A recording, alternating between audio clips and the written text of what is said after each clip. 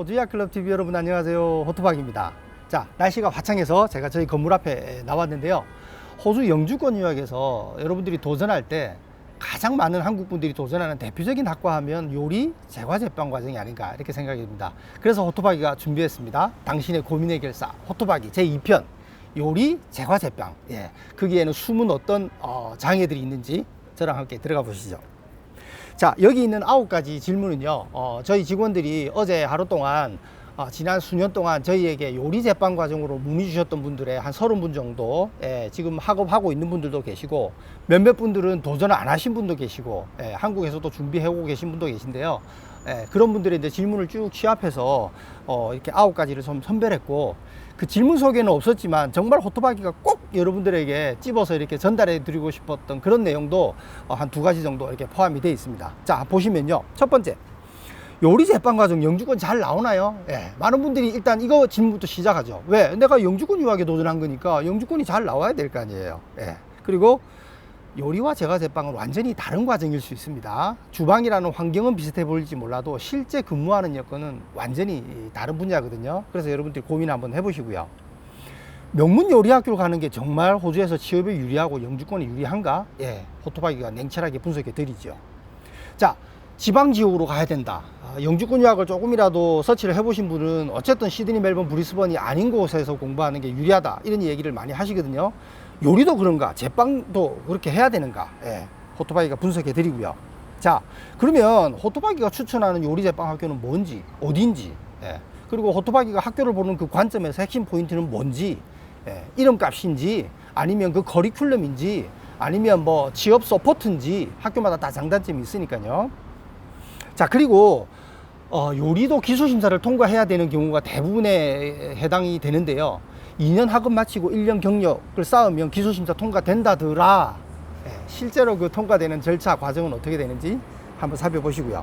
그리고 학비보다 졸업 이후에 더 큰 돈이 들어갈 수 있습니다. 아니, 학교에 학비 다 냈으니까 이제 졸업 이후에는 열심히 일해서 돈 버는 일만 남았는데 무슨 돈이 또 들어가냐. 살펴보시죠. 자, 그리고 영주권 언제 딸 수 있냐. 정말 내가 이제 요리 유학에 제과 제빵 유학에 도전하면 실제로 내가 영주권을 손에 쥐는 거는 언제쯤 될까? 개인마다 다 다르지만 그래도 전체적인 어떤 그 기본 골격이 있잖아요.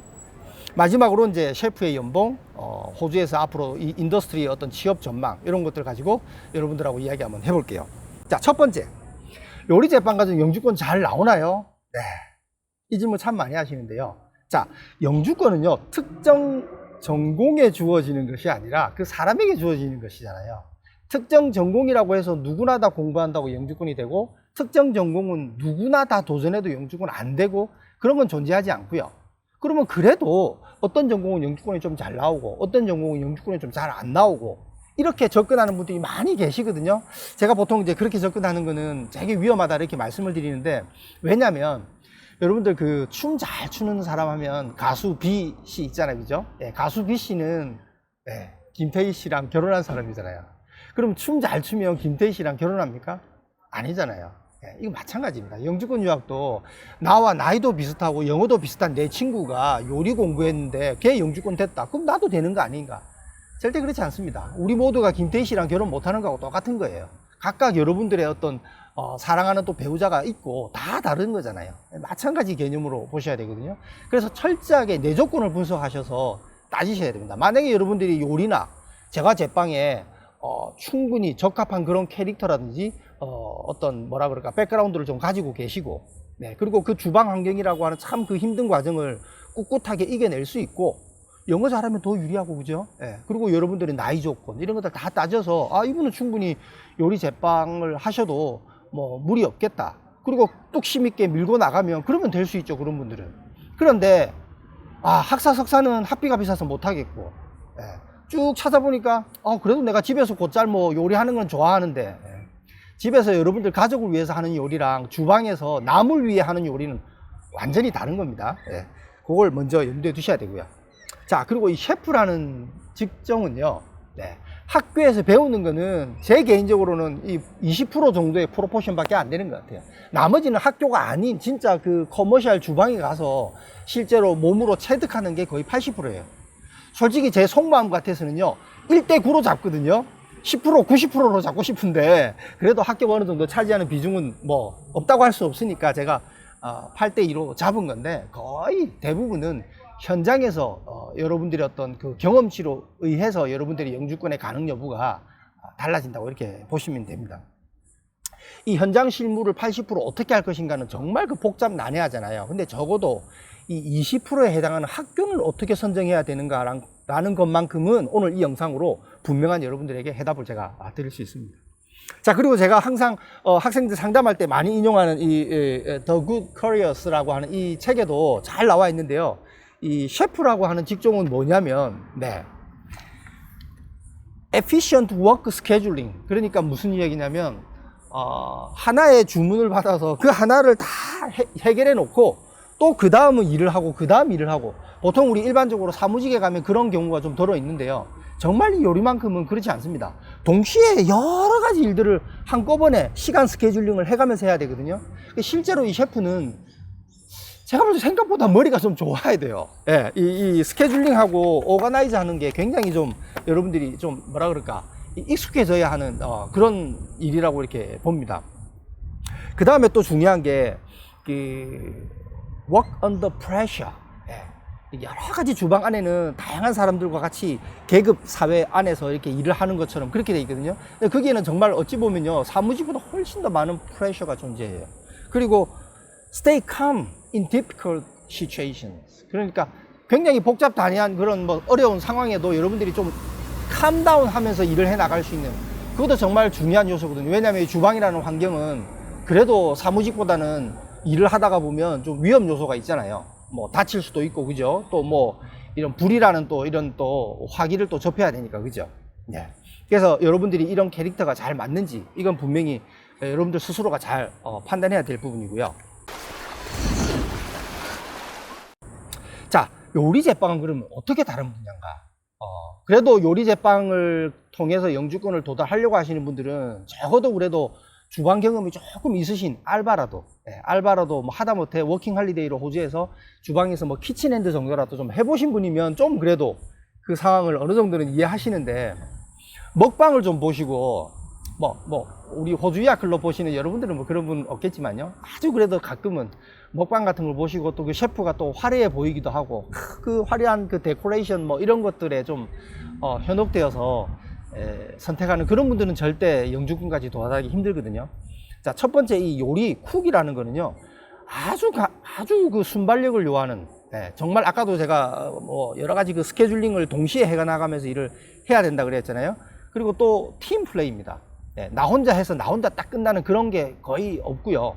여러 사람이 같이 이렇게 팀 플레이 형태로 하는 거기 때문에 커뮤니케이션도 기본적으로, 여기서 말하는 커뮤니케이션은 단순히 영어 능력을 말하는 게 아니고요. 사람과 사람에 의해서, 우리 한국말 잘해도 커뮤니케이션은 다 능력은 다르잖아요. 그런 것처럼요. 그래서 이 주방 안이 여러 레벨로 나누어져 있는, 직급이 나누어져 있는, 조금 제가 과하게 표현하면 마치 그 계급 사회인 군대 문화처럼 그런 경향이 좀 있다라는 거. 아무리 호주 주방이라 하더라도 주방은 그런 환경이라는 거 여러분들 이해하셔야 되고요. 그 다음에 정말 뭐 에너지를 쏟아서 한 번에 이렇게 쫙 한 3시간, 4시간 막 열정을 쏟아서 일을 하고 나면 좀 이렇게 파이팅 하는, 뭐 이렇게 시원하게, 보통 그 오후 한 2시 반, 3시쯤 되면요, 주방 뒤쪽에 가면 스타프들이 또 런치 끝나고 이렇게 시원한 맥주 한잔 하면서 이렇게 또 약간 동료들끼리 브레이크 타임도 하고 이런 것들을 볼 수 있거든요. 제빵은 그렇지는 않거든요. 그래서 이 엄청난 체력이 또 요구되는. 그리고 가장 심플하게 이야기하면요, 이 요리는요, 남들 놀 때 일하는 경우가 참 많고요. 저녁 시간에 가족들이랑 다 보내야 될 그 시간에 일을 해야 된다는 거, 이게 참 뼈아픈 거고요. 제빵은요, 대부분은 남들 잘 때 일하는 경우가 많습니다. 보통 막 새벽 4시 정도에 일어나서 뭐 한 5시 전에 일을 시작해야 되거든요. 그러니까 주로 남들 잘 때 일을 하는 그런 어려움이 좀 있고요. 정해진 루틴대로 이렇게 일을 합니다. 그래서 내가 어떤 시간적인 프레셔가 있는 것보다는 늘 똑같은 패턴으로 그 루틴대로 일해 나가는, 그리고 주로 혼자 주어진 그 일을 묵묵히 해 나가는, 일종의 순발력보다는 좀 지구력, 이런 쪽에 좀 더 캐릭터가 맞으신 분은 요리보다는 제빵이 훨씬 더 맞을 수가 있죠. 예. 그래서 이 차이를 분명히 좀 여러분들이 인지를 좀 해주셨으면 좋겠어요. 특히 호주 같은 경우는 제빵은 한국도 좀 그런 경향이 있는지 모르겠는데 호주는 정말 예, 새벽 일찍부터 시작해서 일을 하는 경우가 거의 대부분이다. 이렇게 보시면 됩니다. 자, 그러면 이제 명문요리학교, 우리 뭐 요리 제빵 하면 또 뭐 한 번쯤 들어보셨을 겁니다. 뭐 어떤 분들은 뭐 세계 3대 요리학교라고도 이야기하는데 르꼬르동 프랑스계 요리학교가 요즘 한국 분들한테는 오히려 프랑스에 있는 본교보다 예, 호주에 있는 르꼬르동 블루학교가 더 유명세인 것 같아요. 아무래도 이 요식업계 계통에서도 불어를 쓰는 것보다는 영어를 쓰는 게 훨씬 더 범용성이 더 크고 또 진출할 수 있는 어떤 기회들도 좀 더 있는 것 같아요. 그러다 보니까 이 호주의 르꼬르동 블루 학교가 상당히 한국 분들한테 인기고요. 한참 한국 학생들이 이 르꼬르동 블루를 선호해서 많이 올 때는 르꼬르동 블루 시드니에 있는 캠퍼스의 재학생의 40% 이상이 한국 학생이었을 정도로 인기가 많았던 그런 학교인데 네. 학비가 2년 3개월 과정인데 63,000불이 넘습니다. 일반 사립 칼리지 좀 저렴한 요리 학교에 비하면 3배 이상의 학비거든요. 그럼 과연 이 값어치를 하냐? 근데 여러분, 이 주방에서 사람을 뽑을 때는요, 특히 이 뭐라 그럴까, 이 셰프 직종으로 뭐 쿡이라든지 뭐 패티셔리도 마찬가지겠지만 이 주방에서 실제 요리를 하는 사람을 뽑을 때는요, 도큐멘트 서류 몇 장을 가지고 사람을 뽑지 않습니다. 정말 자신이 이제 뭐 이미 셰프가 된 다음에 10년 이상의 상당한 캐리어가 있다라고 하면 이 사람이 뭐 어떤 호텔에서 어떤 직급을 가지고 일했다 그것만 봐더라도 대충 그분을 평가할 수 있죠. 근데 우리 일반적인 범위에서 요리 공부하는 유학생들은 기껏해야 호주에서 2년 공부한 거잖아요. 그런 분들이 취업할 때는 학교 다니면서 알바를 조금 했던 그런 장소들이 있겠지만 대부분 현장에서 짧게는 뭐 한 30분 정도, 길면 한 3시간, 4시간 주방에서 트라이얼을 해요. 그러면 금방 나타나죠. 예. 헤드셰프 입장에서 볼 때 딱 보면 이 사람 30분만 지켜보면 답 나오는 거 아니에요. 예. 그러면 그걸로 판단할 가능성이 많거든요. 그 사람이 어느 학교 졸업했는지 그 졸업장에 따라서 이 사람을 평가하고 그러진 않습니다. 더러 뭐 좀 그래도 요식업계에 있는 사람들은 뭐 르꼬르동 블루 하면 이름은 아니까 그래도 학비 좀 비싼 학교에서 공부했네 뭐 이런 정도라고 보면 되지 않을까. 예. 물론 또 르꼬르동 블루 나오신 분들은 또 뭐 제 친한 주위의 분들도 르꼬르동 블루 나온 분들이 2분이나 계신데 네, 뭐 또 아니다라고 이야기하는데 네. 레시피 값이다 뭐 이런 이야기도 합니다. 근데 그 아주 미묘한 차이 어떤 레시피가 또 차이가 좀 있긴 하겠죠. 그리고 또 교수진들의 차이도 좀 있고요. 네, 그러나 일반적인 주방에서 2년 갓 졸업한 사람을 뽑을 때는 그리고 2년 지난 다음에 1, 2년 경력이 있다 하더라도 트라이얼을 통해서 뽑는다. 그 사람이 제출한 서류 가지고 뭐 당락이 결정되는 건 아니다. 이 메커니즘을 여러분들 꼭 이해를 하시고 학교를 선택하는 게 좋겠고요. 자, 그 다음에 요리를 공부해도 그럼 영주권에는 지방지역이 유리한데 그럼 요리 제빵도 지방지역으로 가야 됩니까? 라는 질문도 많이 하시거든요. 그러나 이제 이거는 여러분들이 먼저 따지셔야 될 게 여러분들이 점수제 이민으로 갈지 나는 점수제 이민이 도저히 안 되니 취업 이민으로 가야 할지 아니면 나는 둘 다 포커스를 두고 둘 다 고려를 해도 될 입장인지 이거에 따라서 지역이 달라지는 거죠. 내가 원하는 지역, 내가 원하는 학교가 여기 있다고 해서 거기를 가고 이렇게 학교를 먼저 가지고 접근하시면 안 되고요. 예를 들어서 여러분들이 나이도 뭐 5점에서 10점이 불리하고 나이가 뭐 이미 뭐 33세가 넘거나 하면 나이 점수를 까먹잖아요. 그리고 내가 도저히 아무리 따져도 나는 이치밴드 영어 7점 이렇게 되지는 않을 것 같아요. 그러면 뭐 이치밴드 6점만 가지고 나는 취업이민으로 가야 된다라고 하면 이미 영어 점수에서 훨씬 더 핸디캡을 가지잖아요. 이런 분들은 기본적으로 점수제 이민은 어렵다고 보셔야 되거든요. 그러면 그분은 처음부터 취업이민에 맞는 지역을 선정하고 그 지역 안에 있는 학교들을 비교해서 평가를 내가 선택을 해야 되는 거거든요. 그리고 이 취업이민일 때도요, 만약에 내가 영어 수준이 그래도 나이 점수는 까먹지만 영어 하나만큼 그래도 좀 내가 괜찮다라고 하면 그분은 지방도시로 가도 지방에 있는 그런 뭐 비교적 뭐 이제 그런 이민자들이 많지 않은 지역일 수도 있죠. 그런 데서 충분히 내가 영어로 나를 어필할 수 있는 그 정도의 영어 수준이 든다라고 하면 그런 분들은 지방 지역도 도전해 볼 수도 있고 물론 대도시에 큰 레스토랑도 있고요. 그러나 내가 이제 영어가 상당히 제한적이고 정말 내가 앞으로 열심히 해도 최소한에 필요한 6.0에 겨우 도달할 정도의 그런 영어 수준이다 라고 하시는 분들은 일단 대도시가 더 맞으실 거예요. 그래야 이민자들 어떤 커뮤니티도 형성이 돼 있고 내가 꼭 뭐 한국분이면 한식당에 가서 취업해서 영주권 받겠다 이건 아니시라 하더라도 좀 더 선택의 폭이 대도시가 넓기 때문에 그런 분들일수록 대도시가 조금 더 기회가 있을 수 있습니다. 자, 그래서 여러분들이 지역은 반드시 학교 선택보다 우선시 돼야 된다. 요 점 염두에 두셔야 되고요. 그래도 이제 그나마 좀 나은 거는 다른 전공은 내가 뭐 IT를 졸업했다. 그럼 IT는 내가 시드니에서 졸업했는데 지방 지역이 유리하다라고 해서 졸업한 다음에 졸업 비자를 가지고 특정 지방으로 가서 그곳에서 이제 잡을 알아보고 하는 거는 참 만만치 않거든요. 근데 이제 이 호스피탈리티 계통은 그나마 아까 말씀드렸듯이 도큐멘트로 뽑지 않는다라는 게 의외로 직접 내가 가서 나라는 사람을 두세 시간 보여줄 수 있다라는 것도 또 기회로 작용할 수 있기 때문에 졸업 이후에도 지역 이동은 비교적 좀 쉬운 그런 전공이 될 수 있습니다. 뭐 취업 이민에 이제 포커스를 둔다면요. 자, 그래서 요리 제과 제빵 추천 학교. 자, 호토바기는 그럼 어떤 학교를 추천하느냐? 가장 요리 학교, 제빵 학교 하면요, 테이프를 먼저 떠올리실 겁니다. 이 테이프라고 하는 거는 이제 주정부에서 운영하는, 우리로 치면 이제 주립이라고 봐야죠. 공립 주립이라고 봐야 되는데, 이 주립 기술 학교인 테이프 같은 경우는 주마다 학비가 조금 다릅니다. 주마다 학비가 좀 다르지만 대략 뭐 한 28,000불, 뭐 퀸슬랜드 테이프이 조금 저렴한 편이고요. 28,000불부터 뭐 한 36,000불.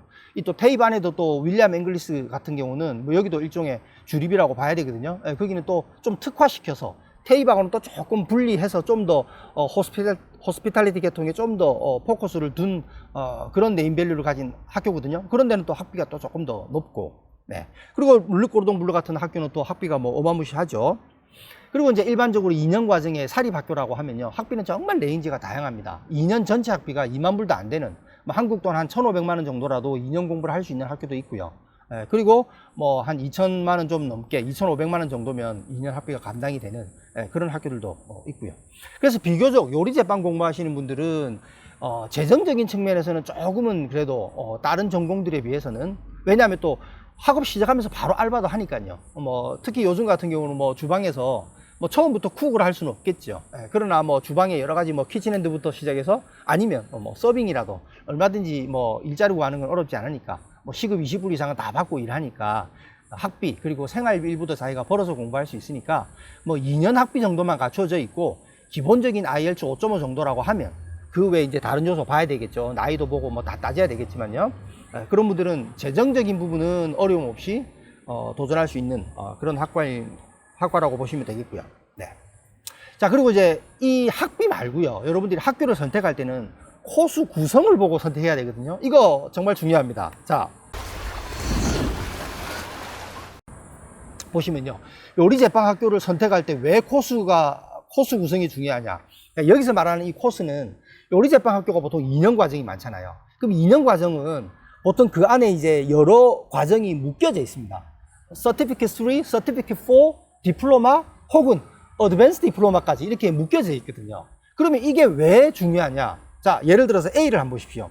가장 일반적인 예일 경우인데요. Certificate 3가 보통 1년 과정으로 구성이 되고요. 그 다음에 6개월 더 하면 Certificate 4가 나오고, 그리고 다시 6개월을 더 하면 디플로마 오브 호스피탈리티 매니지먼트 뭐 이렇게 학위가 나오고요. 그리고 추가로 또 뭐 6개월, 어떤 학교는 뭐 9개월도 있습니다. 그러면 어드밴스 디플로마 오브 호스피탈리티를 또 학위를 받게 돼요. 이건 무슨 차이냐? 자, 여러분들이 나중에 이제 요리 학교를 2년, 뭐 2년 3개월 혹은 2년 반 졸업한 다음에 기술 심사를 할 거 아니에요. 기술 심사를 할 때 여러분들이 Certificate 4 이후부터 경력이 나중에 그 TSS라고 하는 취업민으로 나갈 때는 2년 경력이 필요하잖아요. 졸업 이후에 2년 경력이 필요한데 이게 일반적으로는 디플로마 이후부터 경력을 카운트 하거든요. 그러나 여러분들이 만약에 기술심사를 통과하신 분이라고 하면 Certificate 4 이후부터도 경력으로 인정이 될 수도 있어요. 그러면 A랑 C는 아주 큰 차이가 날 수도 있죠. 예, 왜냐? C 같은 경우는 1년 이후부터 내가 일한 경력들이 차곡차곡 TSS 취업 비자에서 요구하는 2년 경력에 카운트 될 수도 있다는 거 아니에요. 근데 A 같은 경우는 내가 호주에서 이 학업을 하기 전에 요리에 대한 경력이 전혀 없으신 분들은 A 같은 경우는 1년 끝나봐야 서티피켓 3밖에 안 나오잖아요. 이걸로 또 경력으로 인정받기는 좀 어렵거든요. 그래서 자, 앞에 돌아가서 자, 여러분들 테이프도 있고 뭐 또 유명 명문 요리 학교도 있고 또 사립 칼리지도 있고, 네, 학비만 가지고 학교를 바라볼 게 아니라는 거예요.